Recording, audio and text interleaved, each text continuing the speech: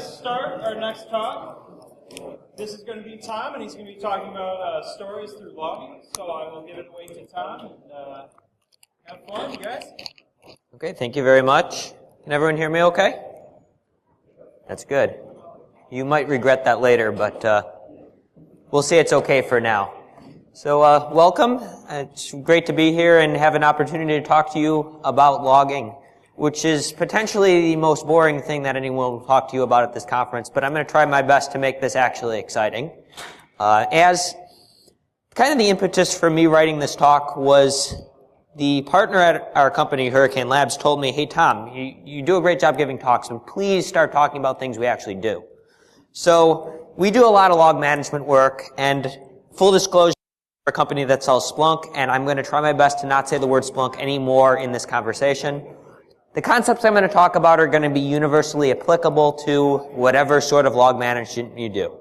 I encourage you to ask any questions that you might have in this presentation. I want to make this a dialogue. I want to make this a conversation. As for myself, I am from Cleveland, and I work there, and I know Cleveland and Detroit, we kind of are in a similar boat in a lot of cases, where, talented people aren't necessarily staying where they grow up, so I'm happy to be where I grew up, and I know a lot of you are probably doing the same for Detroit. I do have to say that you guys have a very innovative approach to keeping people in Detroit, closing all of I-75 southbound. Seems like a great way to accomplish that. So I'm not really sure. I might actually be spending the next 2 years in Detroit because I won't be able to figure out how to get home tonight. So on that note, let's start with the story. And conveniently enough, I have a slide about that. So let's set the scene here. So we have a global financial services organization that is running a e-commerce site that everyone uses to conduct their business. We can think of it for the sake of this example, and this is all based on a true story, but I'm changing the names and facts to protect the innocent that may or may not be current customers. So I don't think any one of them are in the room, so I don't feel bad. So this global financial services company has an e-commerce site. All of their business goes through it, and it's critical that this site is running and functioning in order for them to basically conduct their business. They have customers around the world, and they really, if the site isn't working, they have problems. Well, of course, April 7th, 2017 rolls around, and there is May Day. Lots of bad things are happening, and the website is not available. The e-commerce site is crawling. They're getting all kinds of errors that are popping up that people aren't expecting. The web servers are crashing. As you can see, when a web server crashes, it splits in half in the rack, and that's not good. The business is impacted. There are lots of charts on presentations and people with suits offices that have lines going down, and I don't know what that means, but it's bad. And when it's red, it's even more bad. So, obviously, not good, because the graph says it's not good. So right now, what are you thinking? When you have this situation, you have a website, people need to go to it, your business is impacted, the people who are writing your paychecks aren't going to write your paychecks until this is solved. What are you thinking? I heard something. Fix it. Yeah, that's a good one. Fix it. What might be causing something like this? Very true. You said Windows, If they're running all of their servers on IIS 5.0, they might have some bigger problems than talking about logging. But yes, if it's Windows, that could be part of the problem. What else could be causing this problem? I owe you afterwards to get to this slide, so thank you very much. Denial of service attack, of course. This could be what's happening. What other questions do you have when you're confronted with something like this? What are going through your mind as a security professional or an IT analyst? There's got to be something going through someone's mind. Are there any open or exposed ports? Yeah, sure. Are there any open or exposed ports? How are people getting in? Obviously, if we're running a website, people have to get to it somehow. So there's something that's exposed. Are there any recent changes? I'll give you a prize later, too. So yes, what changed? So inevitably, people are thinking, and nothing changed except, of course, the firewall. Yeah. Well, you look at this from the perspective of, this is based on a true story, where I performed a firewall upgrade for a client, and like 2 days later, they had something that looked very much like a denial of service attack, where their website was crashing, where their service was unavailable, where the customer was quite irritated with me because of this firewall update. And literally a quote that I got from this client was, hey, we didn't have this problem on the old firewall. Like, well, guys, that's not how it works. You don't upgrade a firewall and then a denial of service attack happens because of the firewall. But how do I explain that to someone? Because from the perspective of a business person, everything was working, change firewall, denial of service attack. Clearly, firewall causes denial of service attack by being upgraded. So, it was my job to demonstrate, to figure out what is happening, and to solve that problem. And how do I do that? With logs. So let's take a step back. And conveniently, our log graphic will be doing that for us. So this is when I actually get to the title of the slide, or the title of the presentation. It was the best of logs. It was the worst of logs. I always thought this was a great way for me to justify all the Shakespeare I learned in high school. I'm not still in high school, as though people ask me. As recently as yesterday, when I went to a client, they asked me if I was there for my senior capstone. I'm like, no, I'm a consultant, sorry.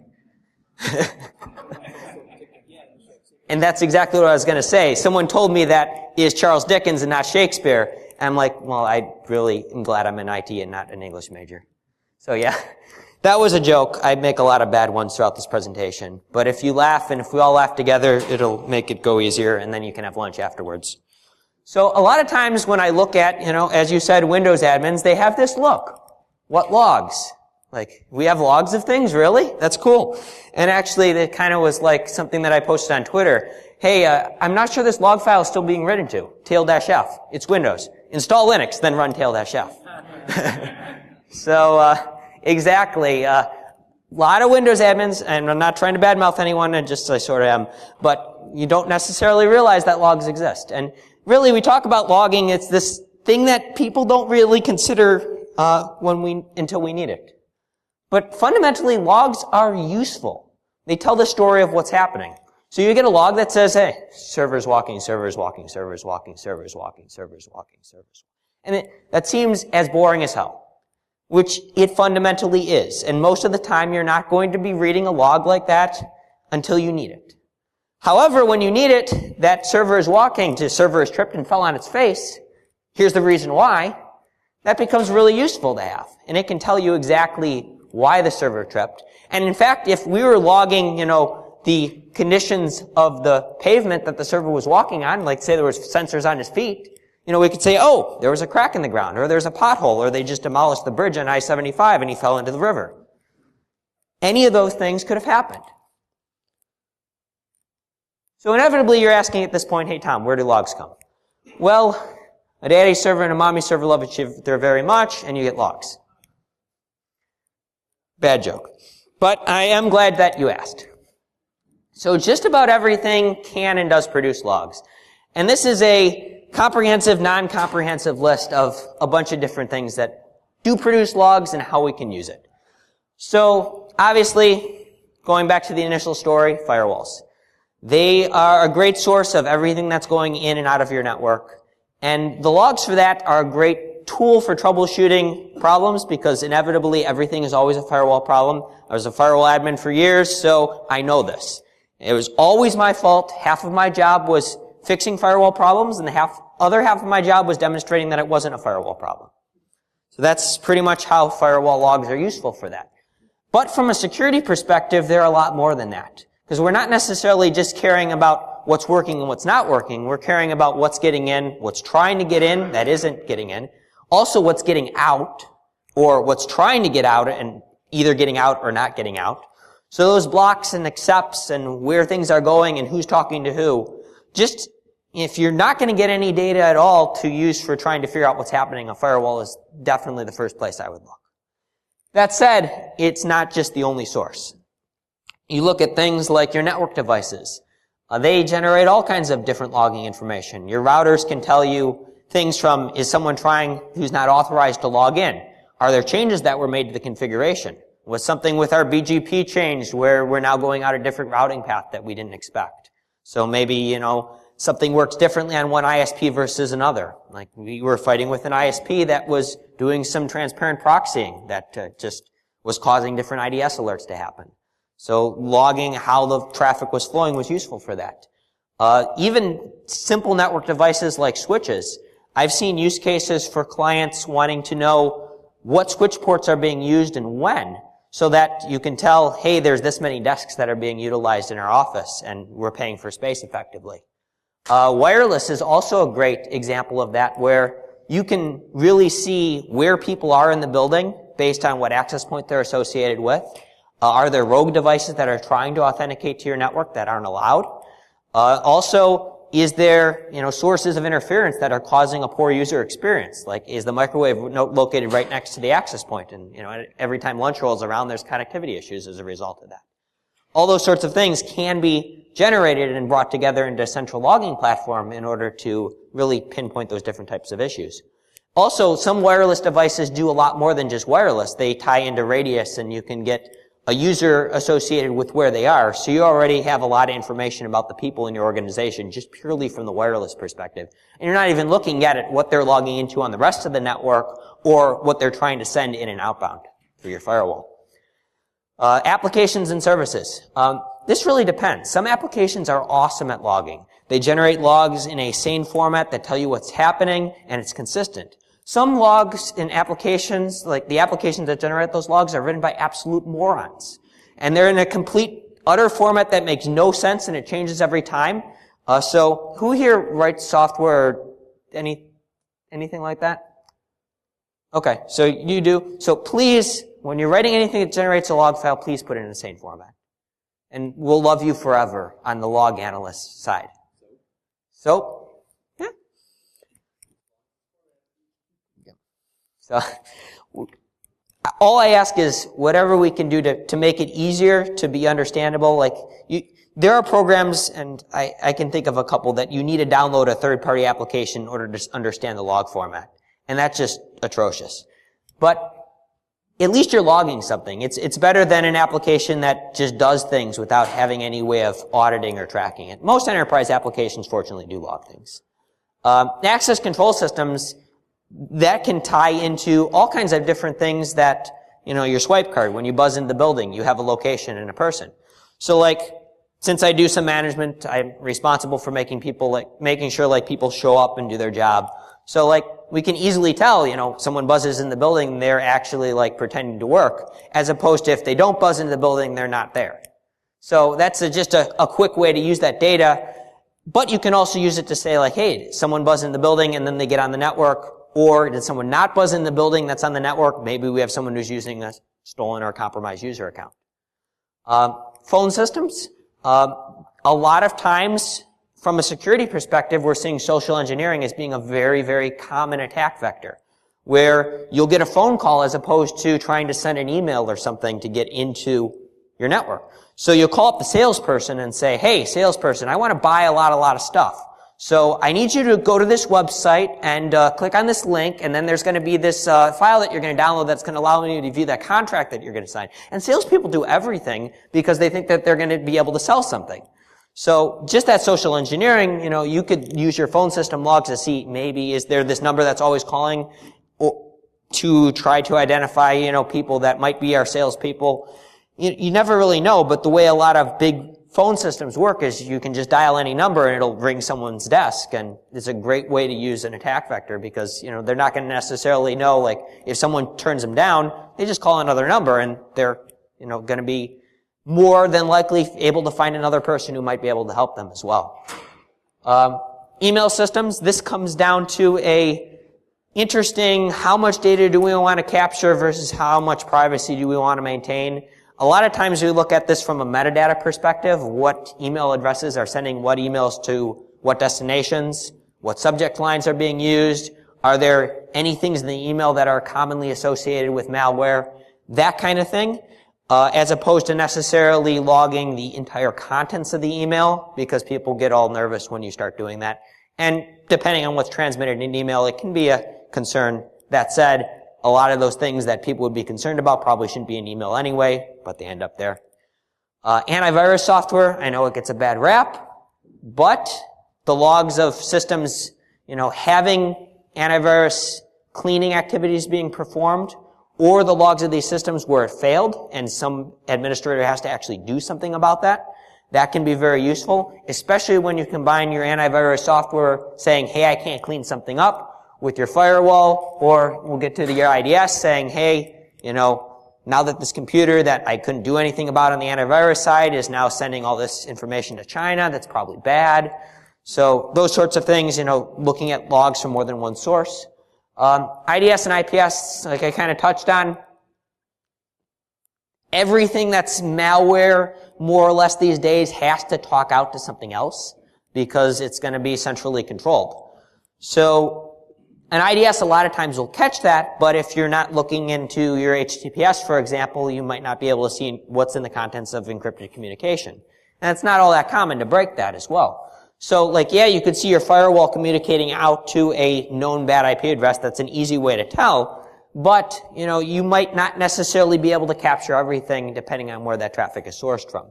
So, IDS are going to generate logs. Antivirus might generate logs for the initial compromise. You might have an email record of some potentially malicious email or some sender that's known as being a problem.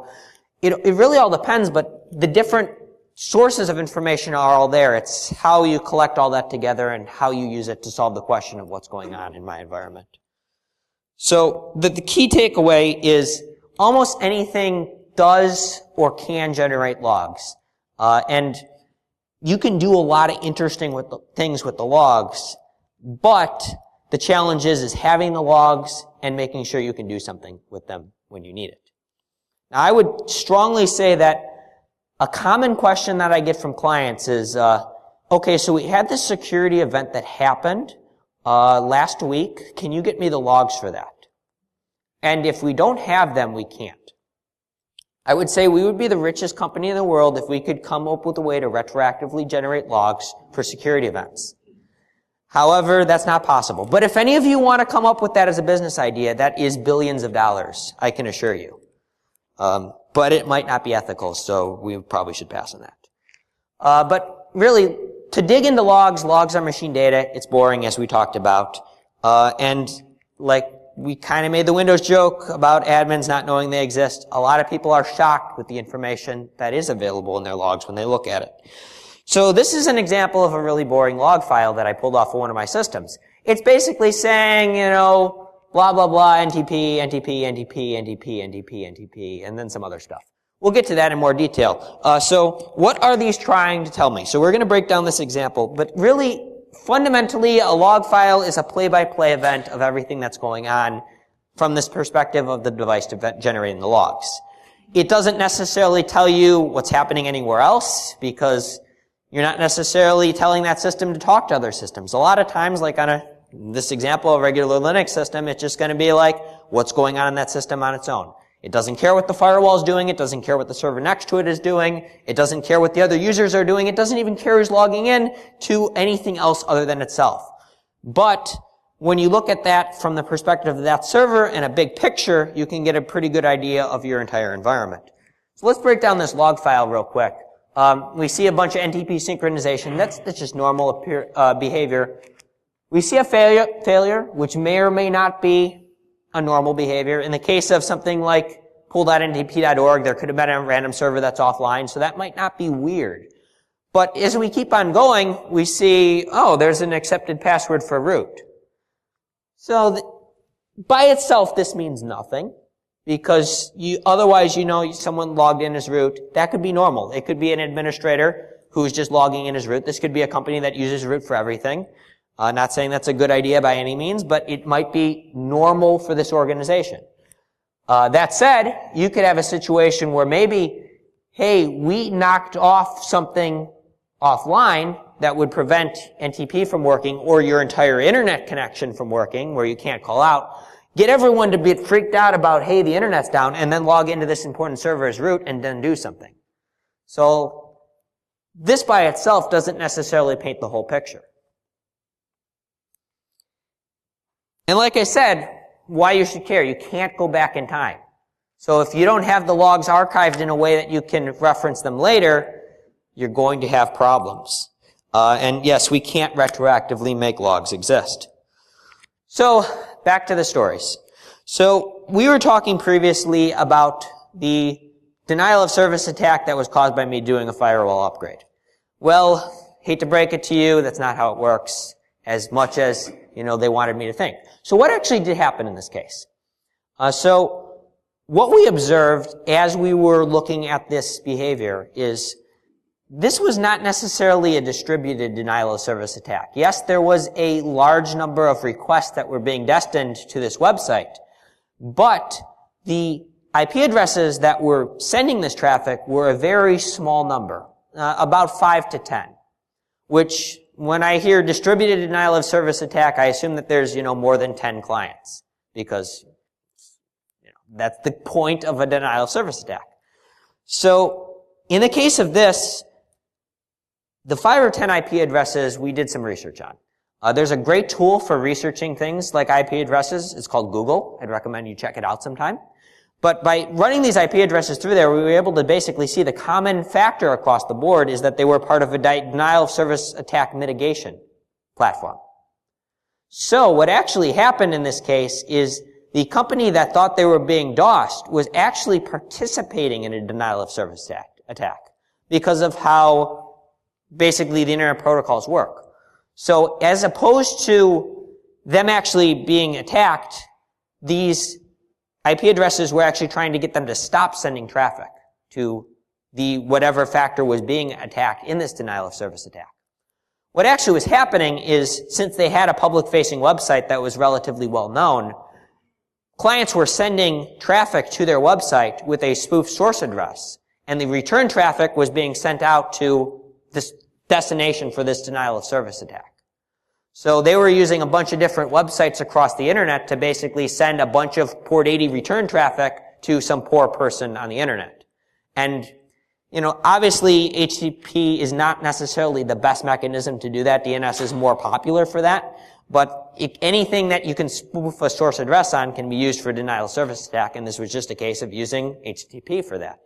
And unfortunately for the client, there wasn't much that they could do about it because their website was existing.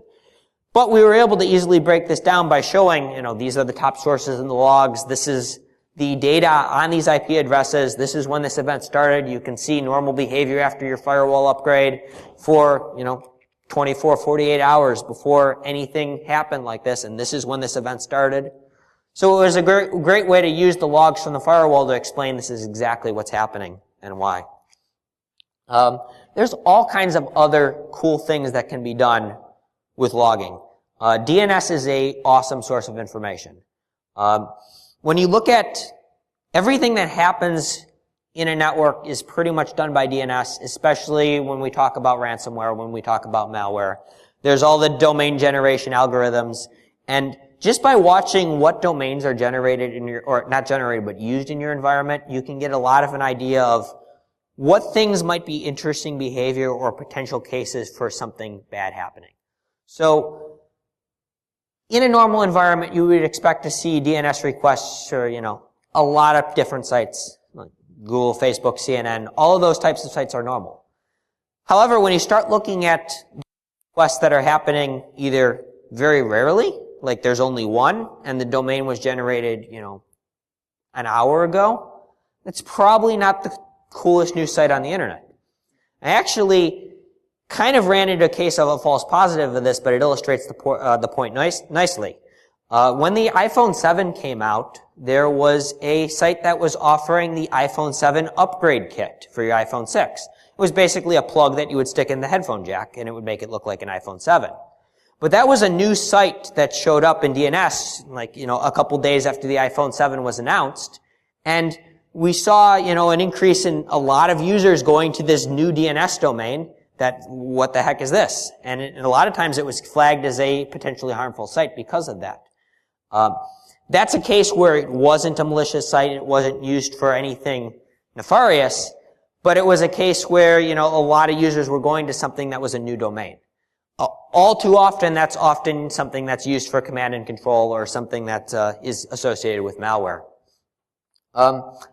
Another case where we look at logs where they can be useful is employee behavior analysis, where we maybe can determine employees that might be exfiltrating information or potentially leaving. A good example that I like to say for this is, let's just say someone is looking to leave the company, especially like, let's say in their sales or engineering. A lot of time they're going to want to have the stuff that they worked on or their sales contacts so that they can continue to have that information after they're gone. Obviously, from an intellectual property perspective, that's a big problem. So to illustrate this example, let's hypothetically think that there's someone who's looking to send away information. I'm just going to name him Snowden for the case of this example. No relation, of course. But let's just say this character named Snowden is looking to exfiltrate a lot of sensitive information from a secure network and wants to share it with the population. Now, probably it's going to take a little bit of time to get all this information sent. There's probably going to be an abnormal amount of traffic that's sent from this user's machine. It's probably not all stored on one server inside, let's just say it's the government. My thought would be that the government has more than one file server where they keep all their sensitive information that people have to log into, just hypothetically. So if someone's looking to do this, you suddenly would probably have a case where there is a user who is authenticating into an abnormally high number of systems for what their normal usage pattern is. You also might see an abnormally high amount of data being transmitted from the system according to your firewall logs or according to any of your cloud services storage, because often this is going to be sent to either some random server or some cloud service. So if you're monitoring this and you have an idea of what the baseline for being normal is, you can look for patterns and abnormalities and potentially identify something like this as it's happening, shortly afterwards, or some combination before, it ends up popping up on national news, which of course is bad.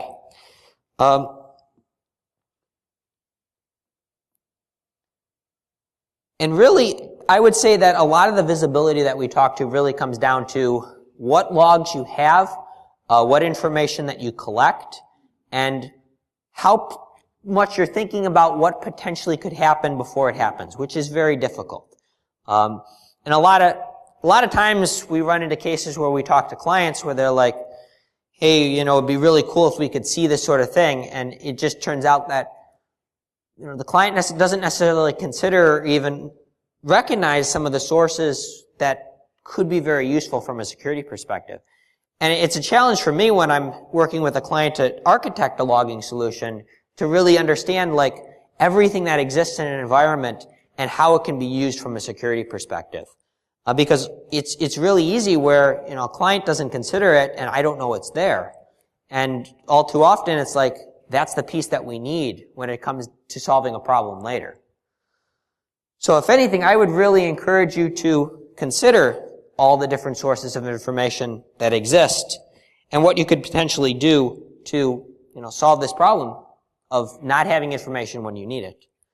Probably the most useful source of information if I'm looking to do some sort of security analysis, there's a number of them.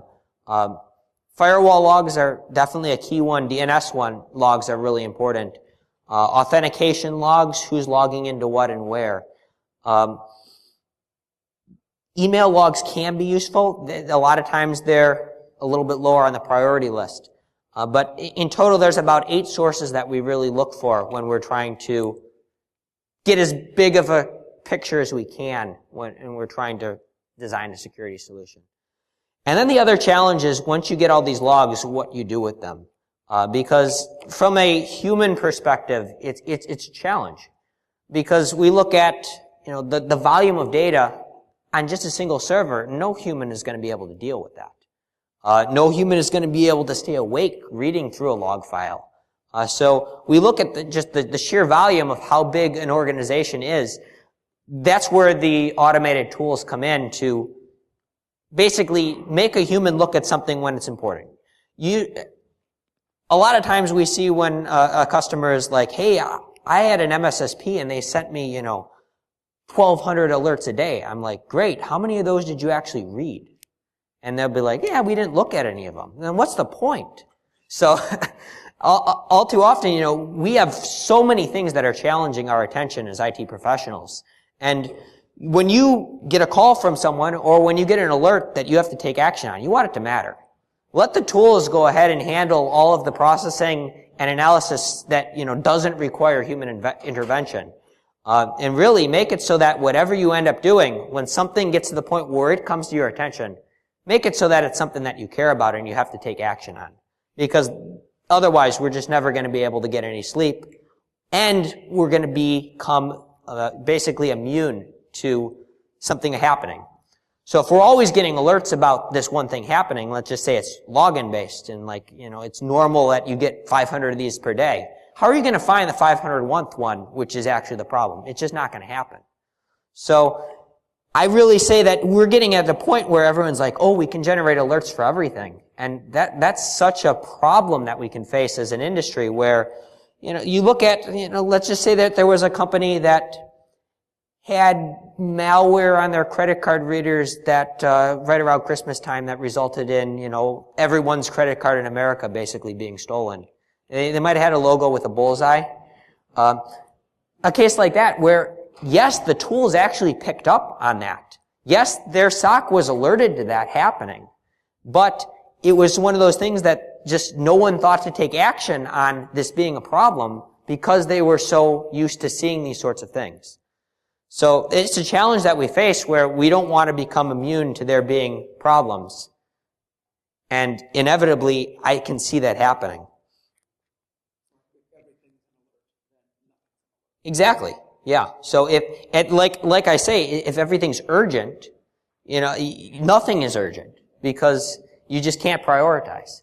So that's really a challenge. And if you take anything away from that, understand that alert volume doesn't necessarily translate to alert usefulness or total security posture. And I'm probably preaching to the choir, as most of you I can imagine are in the receiving part of those alerts. And I can't necessarily convince, your management that, I'm right. But, maybe it's something that can help encourage, us all to be better at this and encourage us all to, end up in a place where we're working to create better security for our companies, but we're also not making it to the point where, we're missing things that we should. Because, quite frankly, when we miss something as a industry, people are saying, what's happening? Why are we spending money on this technology and why isn't it catching everything? Because, we're spending too much time worrying about things that don't actually matter. And it's really hard to identify that. So the takeaway I really want to encourage you to do is to know, understand, and manage your logs. Know what data sources you have. Know which ones are going to be useful. Know which ones that maybe you don't keep track of that you could need in the future. And really try to understand what they mean. Either if this is through automated tools that help you, either this is a centralized platform for managing them, but know that, what the logs do, how they can be used, and be ready so that when something does come up, you're prepared to act. And have those logs in a way that's centrally managed so that they're preserved for when you need them. And make sure that you aren't trying to retroactively create logs that don't exist when you're in a situation that's necessary. There's plenty of ways to do that. You can spend as little or as much as you want to collect and store your logs. It really comes down to, what compliance tells you to do. It comes down to what you need from a security perspective. But, even centralizing your syslog, for example, on a syslog server and archiving that to the cloud, that can be a perfectly valid way to make sure that you have the logs in case you need them. It's not going to be fun if you need to look through it later, but it's completely usable and possible. So then finally, how does it help us? Well, know your role from a security perspective, but also know how logs can be used to help the business. Because with the exception of places like security vendors, your company is not in business to do security. Unfortunately, as much as we'd like to think that IT is the end all be all, they're not. We are there to serve the company And we often end up costing the company money and not actually making it any money. So that's a challenge that we face. So how do we make sure that, we're doing a logging project, for example, how do we make sure that the business understands without saying like, oh, there's this security thing that we should invest in because it's important? Because that's difficult to do. So there's many opportunities for this. We look at some of those different log sources that I have. There are plenty of ways that can be used to help with business processes as well. Anything from, hey, your web server logs can tell you what your peak times of days are. If you're logging e-commerce transactions, you can get a sense of, are there customers that are having an error with the site that's preventing them from completing the checkout process? Are there products that are popular than others that are accessed a certain way? So is there a form of marketing, for example, that's being very effective for driving customers to our site? Things like, are customers getting to a certain point in the checkout process and giving up for some reason? Is it due to, like, maybe there's a poorly designed CAPTCHA, for example, or something along the lines of that where, we need to tweak this part in order to prevent us from losing business. From the phone logs, for example, we can look at call center data. Are there customers that are, purchasing a product and then ending up calling in for support? Is there something, a common thing that comes up with this product that, maybe we either need to redesign or we need to look at how we present this information, how we prevent this from happening? Because ultimately something like that is costing us money by customers calling in and asking for support. So, yes, we can look at, our information security or our IT box as just this, hey, we need this security project and logs help us with this. But really, when you're looking at big picture, security can be more than just, our own world. We can look beyond that, and as they said in the keynote, it's important for us to not be the department of no. That all too often IT or security has the reputation of being no, can't do that, no. But really, they're going to do it anyway if we say no, especially with cloud technologies and the ability for anyone to just spin up a service. If IT doesn't want to host in their data center, the next thing you know, you're going to have 5 cloud providers that are all going to be doing the same thing that IT said you couldn't do. So we got to look at it from the perspective of, how do we enable business to function without getting in the way of it? And how do we ensure that, everything that's done is reasonably secure, and we try to manage the risk associated with that. And as I say that, I'm thinking, the one thing that I'm getting in the way is you and lunch. So I don't want to do that. So at that point, I think we're good to open up this presentation to any questions that you might have.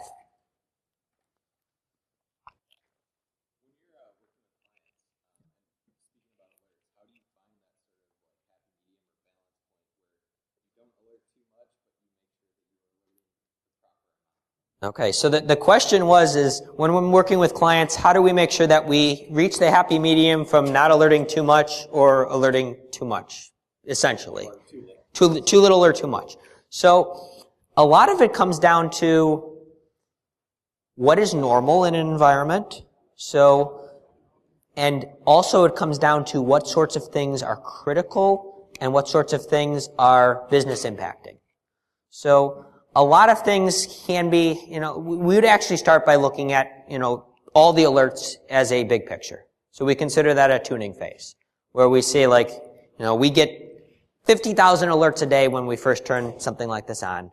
And where do we, what alerts are you going to need to do action on? What alerts are basically noise? What alerts are false positives and that sort of thing?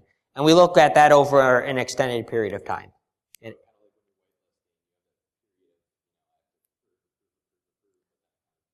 Exactly, yeah. So if we know, for example, that, obviously, this is a bad example, but let's just say that there's, a service account that fails logging in 50,000 times. That's not necessarily something that you want to say is normal. It means that there's something that needs to be updated and you need to find that problem, which a lot of the times is the best way to attack something like that, so that you don't get to the point where you're ignoring an alert or you're whitelisting out something that's bad. You fix the problem that causes the bad thing. Not always possible. But that's a good source of reducing alert volume. Because all too often I can see cases where someone wouldn't solve the problem for that, or they wouldn't identify that. They'd just be like, oh, it's normal to see, login failure attempts on our daily report. And that's worthless because, someone fails to log in, 1,000 times, 51,000, like, oh, it was just a day that, there was an extra hour in the day or something like that. Daylight savings time, whatever. But it was like, in July, so the connection didn't happen. But something like that where you fix the problems that are causing a lot of the noise, but then you also look at, I always look at IDS signatures, for example. Let's just say that you have an IDS signature for, a vulnerability in Server 2003 or XP, and all of your systems are Windows 7 or above. You don't care if, there's a vulnerability to, XP that someone tries to exploit on your network because you just don't have it. Of course, you have to have the network inventory to know what's on your network in order for that to be effective. So it really comes down to, we have to understand that the client knows their environment. We have to leverage that. But we have to be intelligent about how we're alerting on things so that when something is actually a problem, we know to send them an alert on that. So hopefully that answered your question. Cool. Yeah.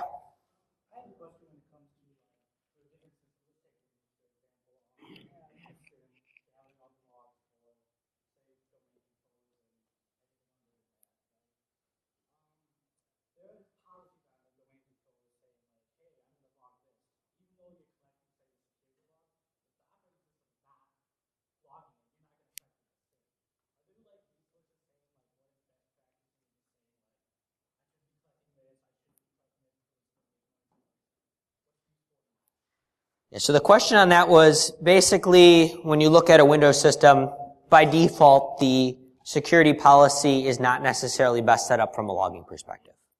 And he's looking for suggestions on how to, best practices for making sure that's enabled. I would say that there's a number of guides for that. I think the NIST has some good standards for what logging should be enabled on a Windows system for that. There are also like a list of Windows event IDs that we normally don't find benefit from. I don't know all them off the top of my head, but for example, like a common example I would say is like Windows Firewall. A lot of places turn that off for whatever reason. I'm not going to say that's a good idea or not, but what happens in a Windows environment is even if Windows Firewall is disabled, it's going to generate a security event for everything that's accepted. I think it's 5156 to 5158. So that range, if you know that your Windows security or Windows Firewall logs are worthless because they're accepting everything, that's something you can easily never collect in a SIM because you just don't care. So that's one of the challenges for that. So it is really environment specific, but there are a general list that I don't necessarily can say it's written down any specific spot where I can point to it, but if you grab my contact information afterwards, I can send you, what we normally go with as a blacklist and a whitelist for that. You're welcome.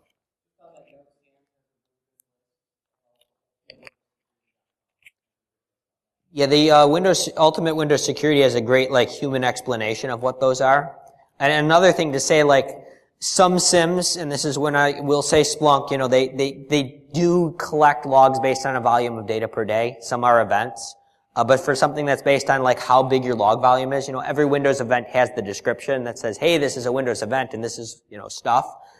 That's always the same, so there's no point in logging that and indexing it because it's just going to use a license.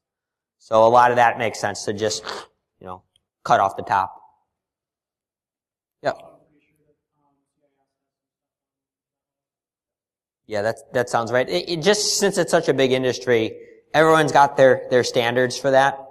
But I would say that, just put them all together and see what the consistencies are and, make a decision based on what makes sense in your environment. Yeah.